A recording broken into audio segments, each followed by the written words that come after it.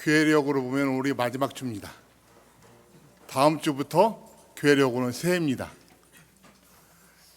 대림절로 시작하거든요. 옆에 계신 분들한테 한 해 동안 고생 많으셨습니다라고 좀 인사를 나누시기 바라고요. 우리 앞때도 고생하셨고 찬양 때도 고생하셨고 여러분들 모두 고생 많으셨습니다. 그 다음에 이렇게 나를 좀 칭찬해 주세요. 한 해 동안 고생 많았다. 교웅아 한 해 동안 고생 많았다. 여러분들 모두가 한 해 동안 세상을 살아가시느라고 또 하나님을 섬기시느라 많은 수고들을 하셨고 하나님께서 복으로 갚아주시기를 간절히 바랍니다. 여러분들 모두가 맞이하시게 될 오늘이 어제보다는 좀 더 행복한 오늘을 맞으셨으면 좋겠고요. 또 앞으로 맞으실 내일은 오늘보다도 더 행복한 그러한 내일들을 맞으시기를 주님의 이름으로 축원을 드립니다. 제가 영상을 하나 간단하게 준비했는데요. 이 영상을 보면서 마음을 모은 다음에 설교 말씀을 진행하도록 하겠습니다. 영상 틀어주세요. 20세기 초 미국 서부의 작은 도시에서 일어난 일이라고 합니다. 어느 날 10살 정도의 남자아이가 $1를 손에 꼭 쥐고 거리에 있는 상점마다 들어가서 이렇게 물었습니다. 안녕하세요. 혹시 하나님을 파시나요? 이 황당한 질문에 가게 주인들은 안 판다고 말하거나 또는 아이가 장사를 방해한다고 생각해서 매몰차게 내쫓기도 했습니다. 해가 점점 지고 있었지만 아이는 끝까지 포기하지 않았고 69번째 가게에 들어갔습니다. 안녕하세요. 혹시 하나님을 좀 파시나요? 가게 주인은 60이 넘은 머리가 하얀 노인이었습니다. 그는 미소를 지으며 아이에게 물었습니다. 얘야, 하나님은 사서 무엇하려고 그러니? 자신에게 제대로 말을 걸어주는 사람을 처음 본 아이는 감격하여 눈물을 흘렸고 자신의 사연을 노인에게 털어놨습니다. 아이의 부모는 오래전 세상을 떠났다고 했습니다. 그리고 지금은 삼촌이 돌봐주고 있는데 얼마 전 삼촌마저 건축 현장에서 떨어지는 사고를 당해 현재 혼수 상태에 빠졌다고 말했습니다. 아이는 의사에게 삼촌을 꼭 좀 살려달라고 빌었답니다. 그때 삼촌을 치료하던 의사가 아이에게 이렇게 말했다는 것입니다.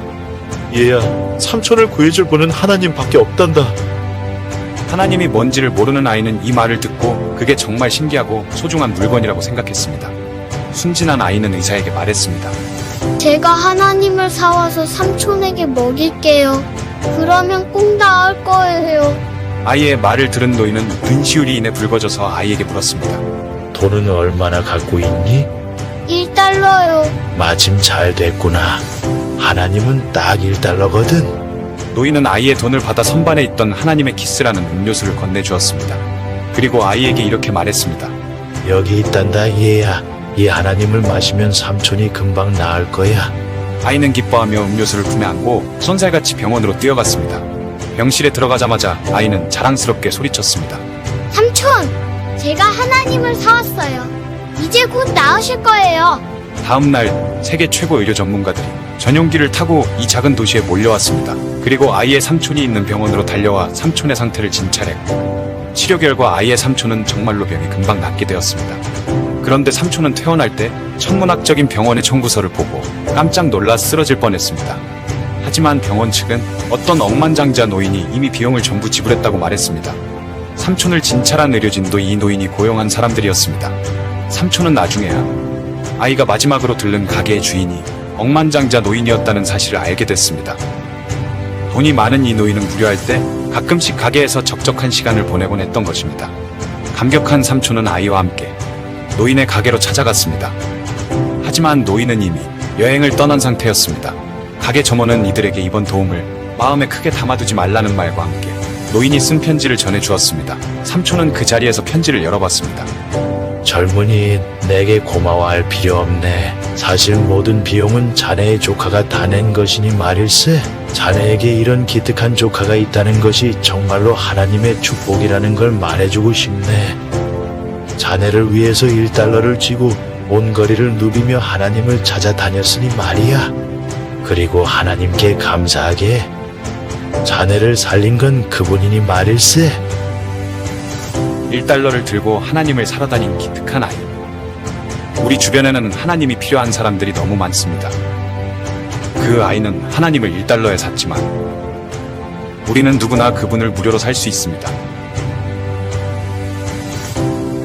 오늘 이 아이처럼 하나님을 사야 할 사람들이 너무 많습니다. 당신은 그들에게 그분을 잘 팔고 있나요? 지금 당신이 만나는 누구에게나 큰 소리로 외쳐보세요. 하나님을 팝니다.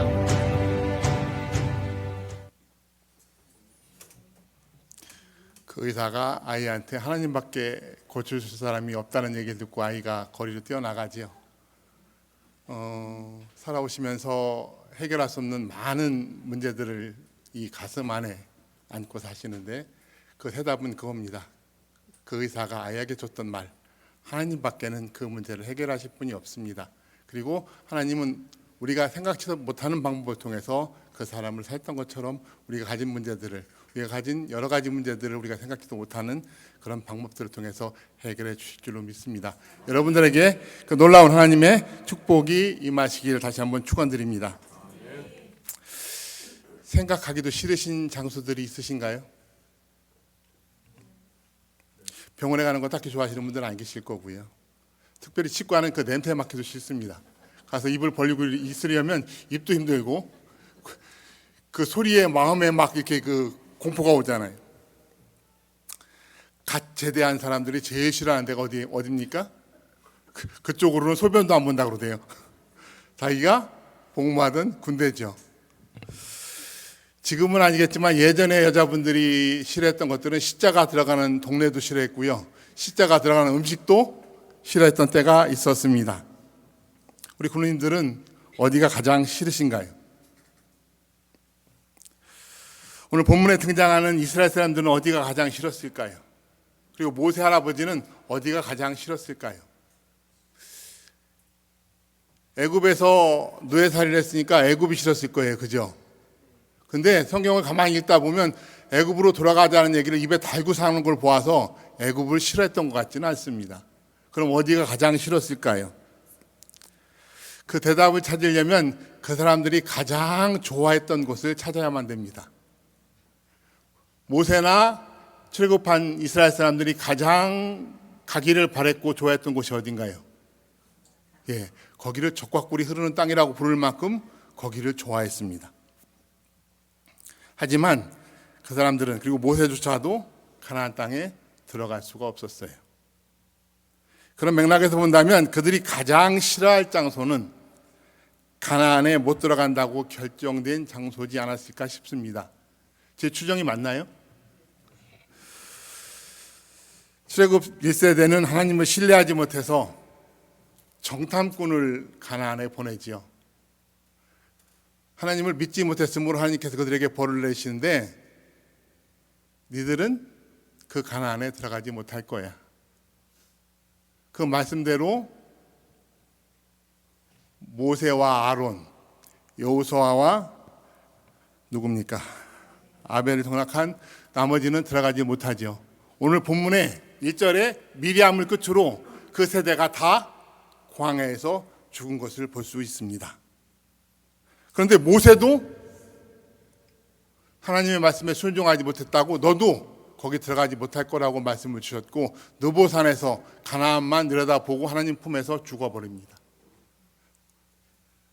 그런데 이 두 장소가 묘하게 같은 장소예요. 그 장소가 오늘 성경 본문에 나오는 가데스라는 곳입니다. 성경에는 두 곳 이상의 가데스가 등장을 합니다. 본문에 나타나는 신광야에 위치한 가데스가 있고요.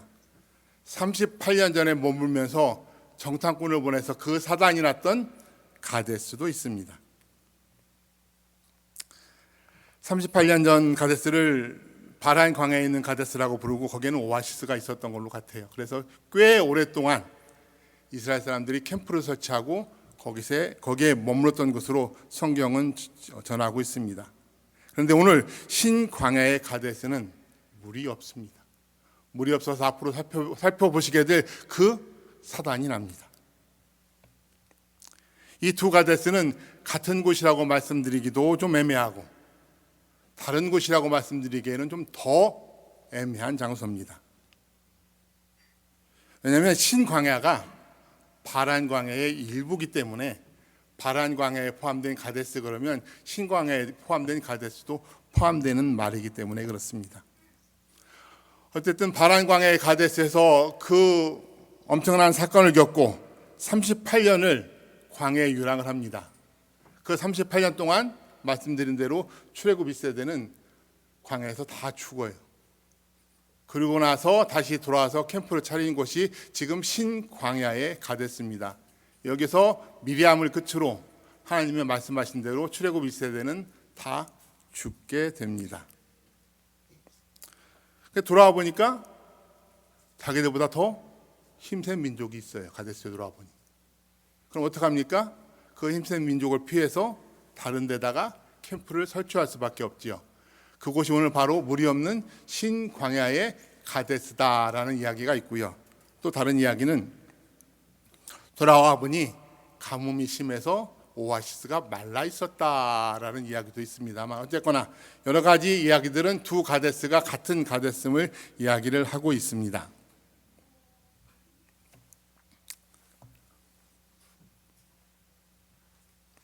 근데 돌아보니까 물이 없어요.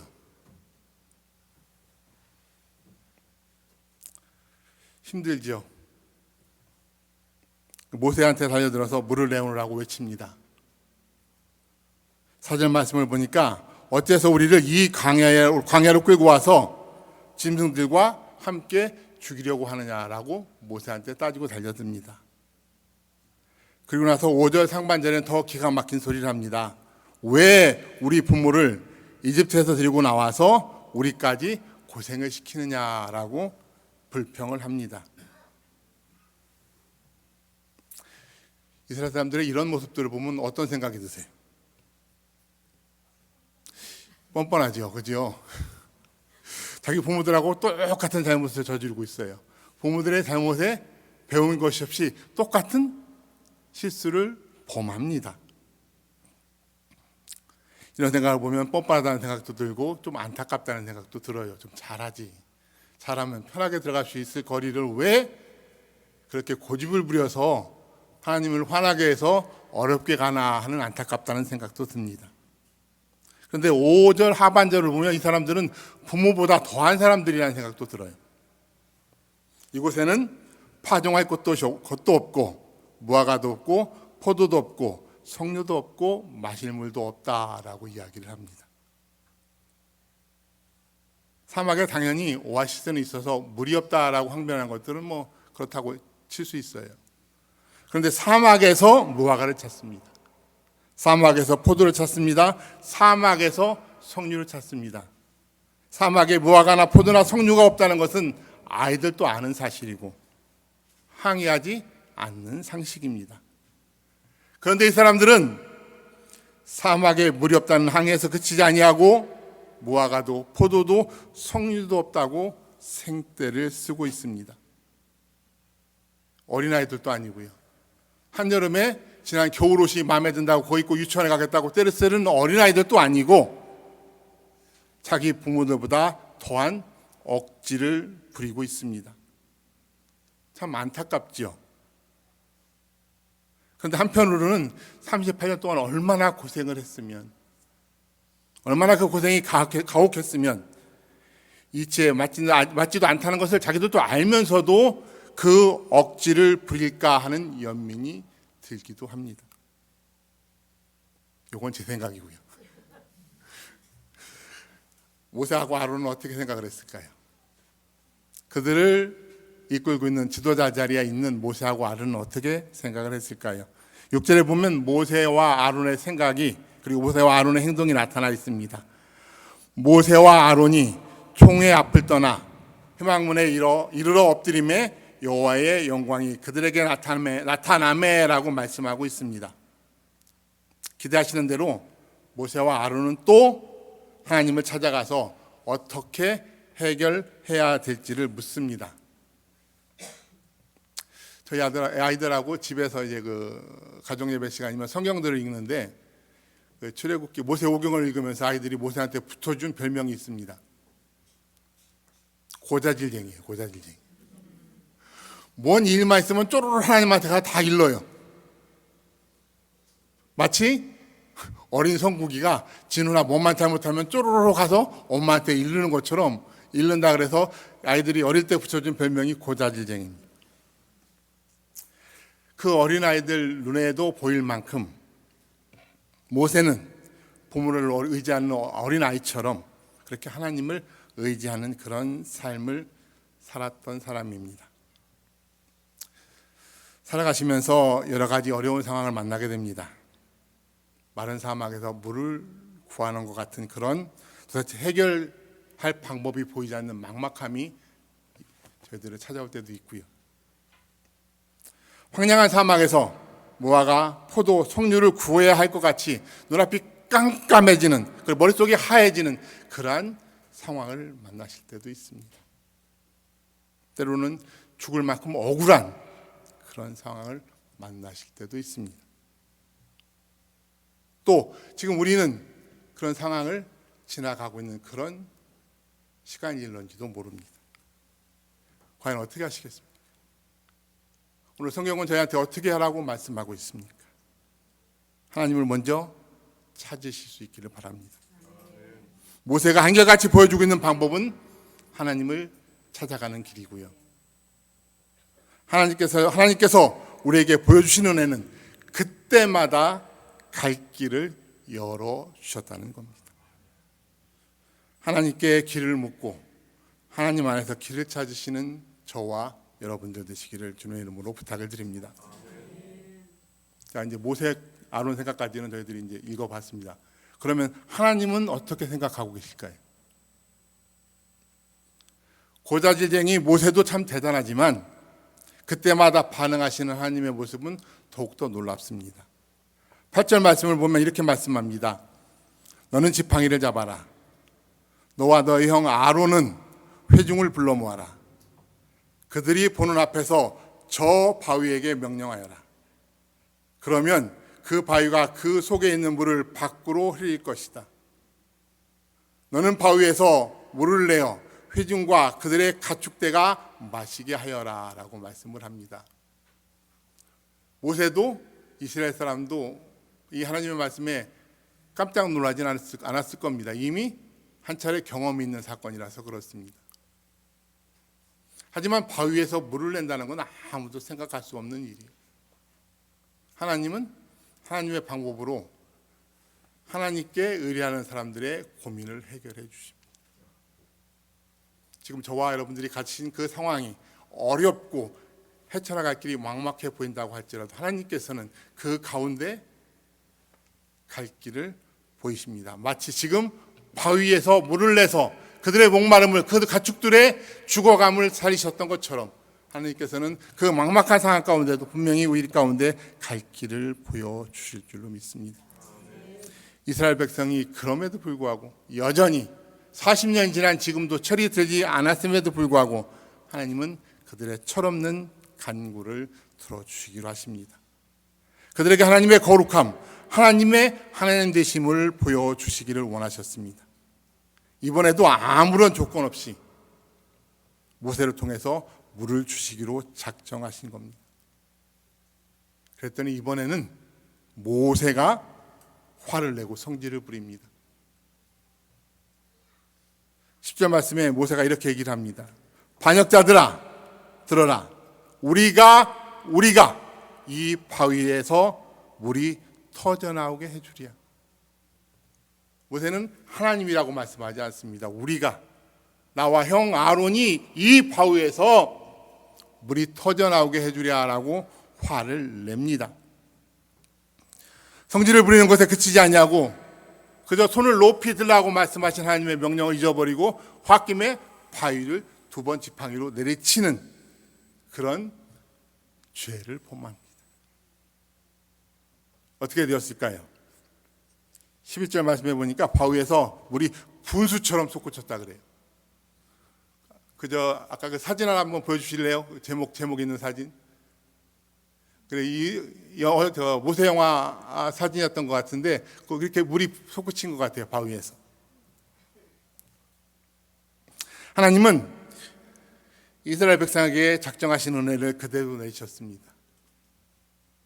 하지만 모세와 아론에게는 화를 많이 내셨습니다. 모세와 아론에게 이렇게 말씀합니다. 너희는 이스라엘 자손이 보는 앞에서 나의 거룩함을 나타내지 않을 만큼 나를 신뢰하지 않았다. 나를 믿지 않았다. 그러므로 너희는 내가 이 총회에게 주기로 한 그 땅으로 그들을 데리고 들어가지 못할 것이다 라는 아주 청천벽력과 같은 말씀을 하십니다. 이 말씀대로 아론이 출애굽 40년 5개월 후에 호로산에서 죽습니다. 그리고 그 6개월 뒤에 40년 11개월 후에 모세는 느보산에서 가나안을 내려다보면서 하나님의 품속에서 잠이 들어버립니다. 그리고 성경은 여기서 이스라엘 백성이 여호와와 다투었으므로 이곳 물을 무리바 무리라 하였다. 그리고 여호와께서는 자신이 거룩한 분임을 그들에게 보이셨다라고 전하면서 이야기의 끝을 맺습니다. 하나님께서는 구원의 복음, 생명에 이르는 은혜를 아무런 값도 없이 조건도 없이 구하는 모든 이에게 베푸십니다. 그리고 예수 그리스도를 통해서 그 사랑을 확증하셨습니다. 이것이 세상 그 무엇으로도 대체가 불가능한 하나님의 성품이고 하나님의 거룩하심입니다. 하나님께서는 모세와 아론에게 하나님의 거룩함을 나타내는 일을 위임하셨습니다. 그리고 오늘 저와 여러분에게도 하나님의 거룩하심을 나타내는 일, 아직도 복음의 진리를 모르고 부활의 신비를 체험하지 못한 사람들에게 부활의 증인이 되라는 그 사명을 위임하셨습니다. 잘 아시는 마태복음 28장 18절로 21절의 말씀입니다. 나는 하늘과 땅의 모든 권능을 받았다.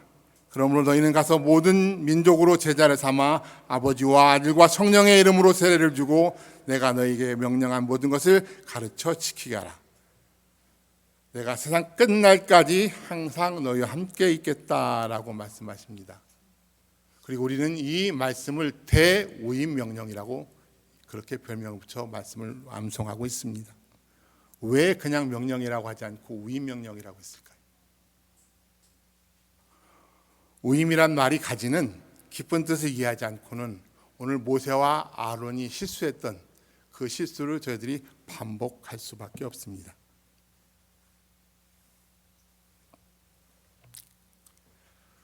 복음의 증인의 일은요, 하나님의 일을 위임받아 하는 하나님의 일을 하는 것이지 결코 내 일을 내가 하는 것이 아닙니다.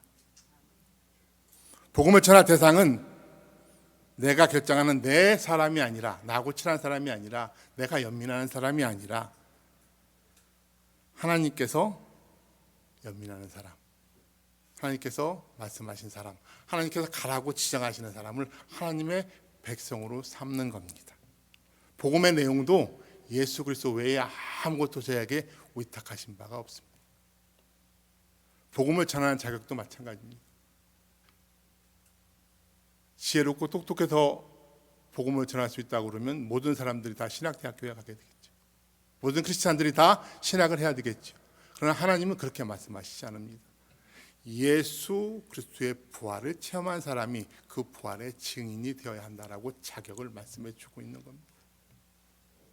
그 결과 역시도 하나님께서 역사하시고 하나님께서 영광 받으시는 것이지 우리의 인생에게 그것을 위임하신 바가 결코 없습니다.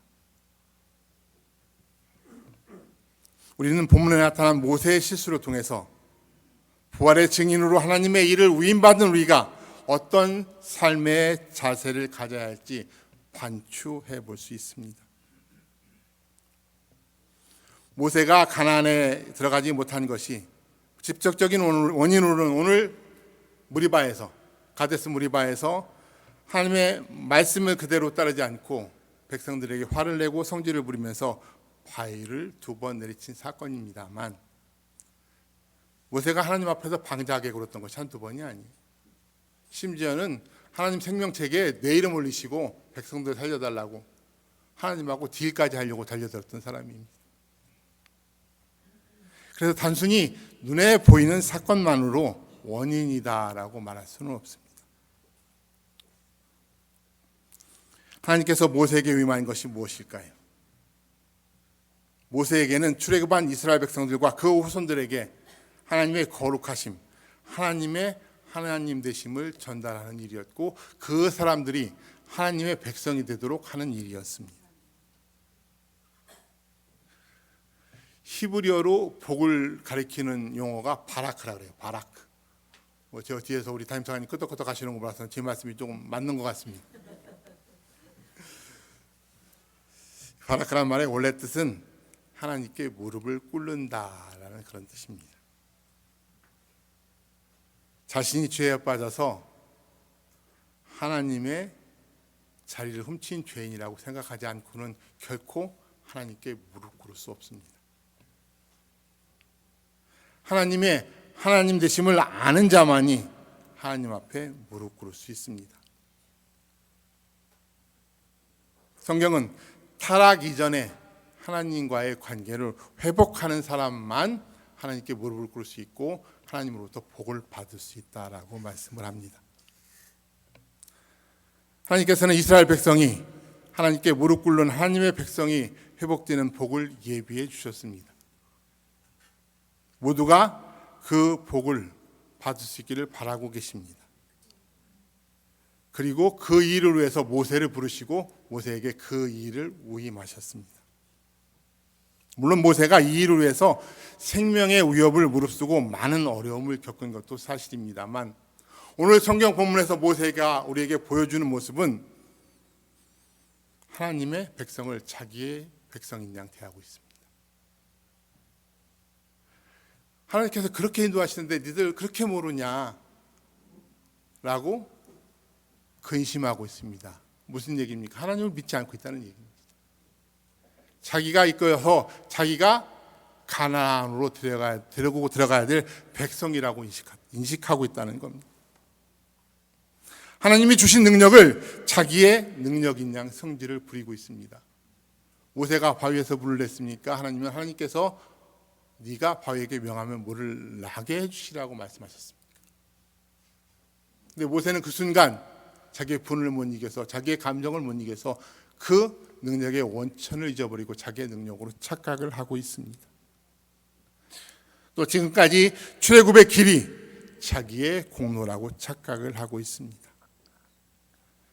하나님께서는 모세의 이런 태도에 화를 내시고 위임을 회수하십니다. 이미 38년 전 가데스 땅에서 일어난 사건으로 출애굽 1세대한테 내리셨던 은혜를 회수하셨습니다. 그리고 그들을 다 광야에서 죽도록 하셨습니다.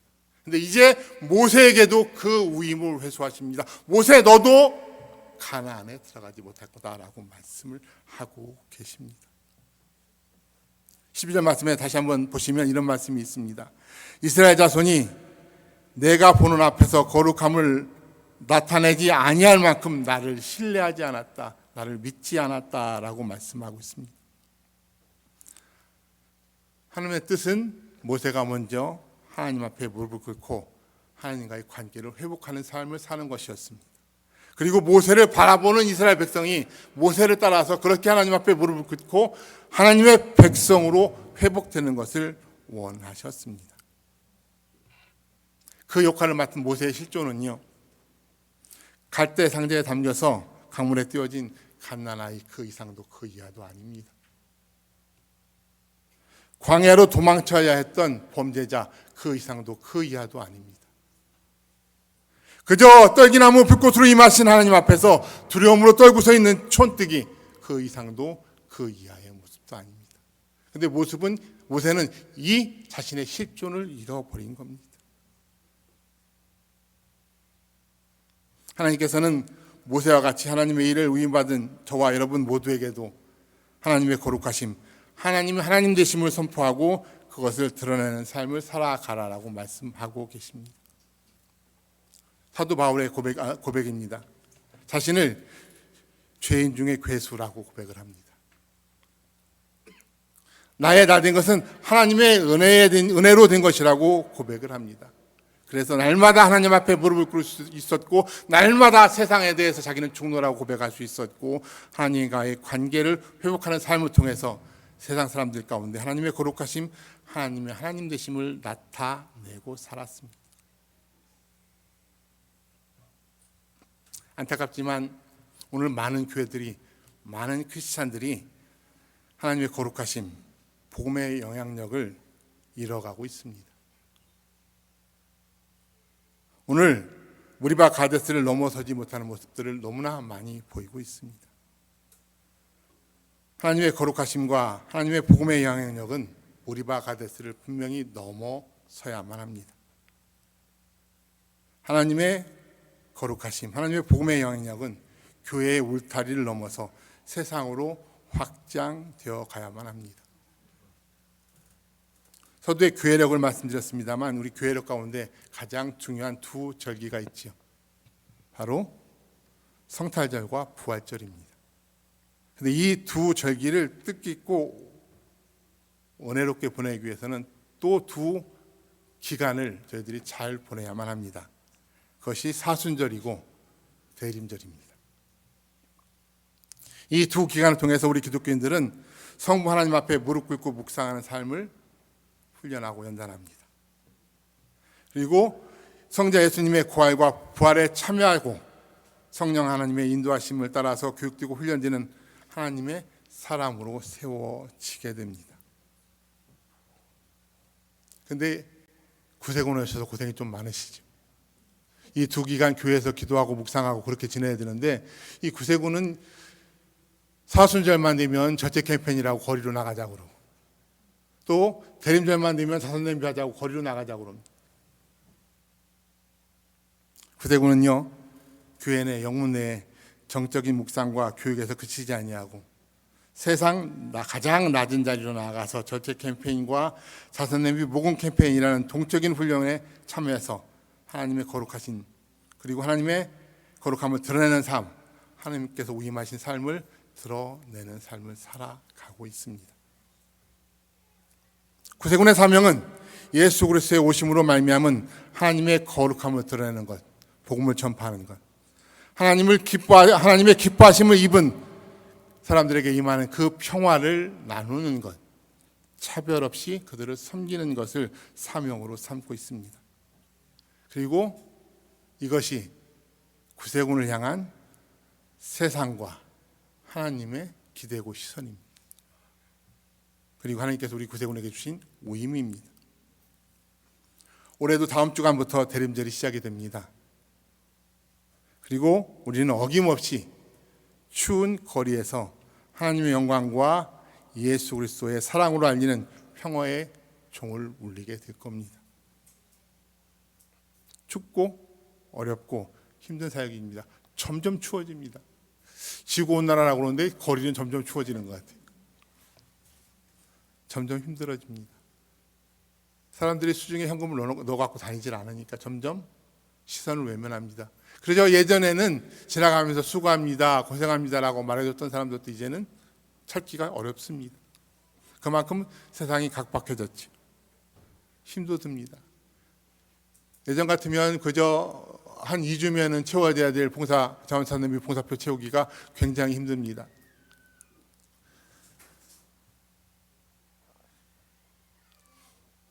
하지만 우리의 그 섬김을 통해서 한 영혼만이라도 하나님께서 기뻐하시는 한 영혼만이라도 돌아올 수 있다면 이 희생이, 이 힘듦이, 이 고생이 그저 헛된 것이 되지 않으리라고 생각을 합니다. 그래서 이번 성탄절에는 우리 거리의 예배들을 통해서 거리의 성례전들을 통해서 자선냄비를 통해서 한 영혼만이라도 우리 영혼 아니 어떤 교회라도 등록할 수 있다면 우리의 섬김을 하나님은 천하보다 더 귀하게 값지게 여겨 주실 것이라고 생각을 합니다. 이제 맞이하시게 될 4주간의 대림절 절기에 하나님의 거룩하심과 하나님의 기뻐하심을 입은 평화를 예비하시고 누리시는 귀한 시간들 되시길 바랍니다. 그리고 우리가 받은 이 은혜를 아직 받지 못한 사람들에게 전하시는, 나누시는, 그들을 하나님의 사람으로 세우시는 귀한 절기로 삼으셨으면 좋겠습니다. 찬양 영상을 하나 준비했습니다. 눈 뜨신 채로 영상 찬양 보시면서 묵상 기도하시고 제가 기도하고 축복 기도함으로 예배를 마치도록 하겠습니다. 20세기 초 미국 서부의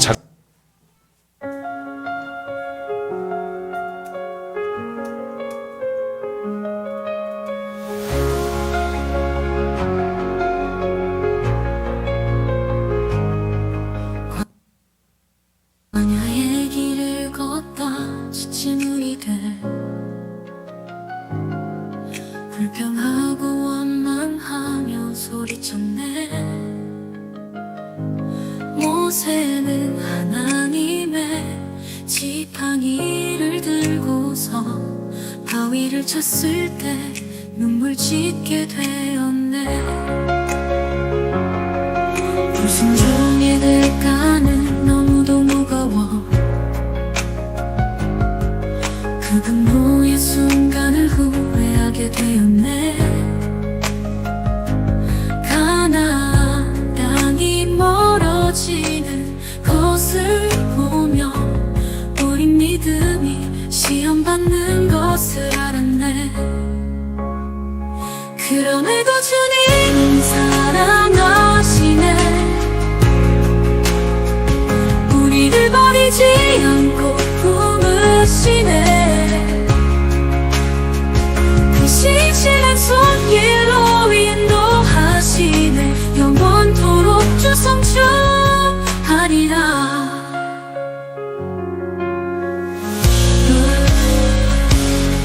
우리의 불평이 높아질 때마다 그 크신 사랑 잊지 않기를 소망해.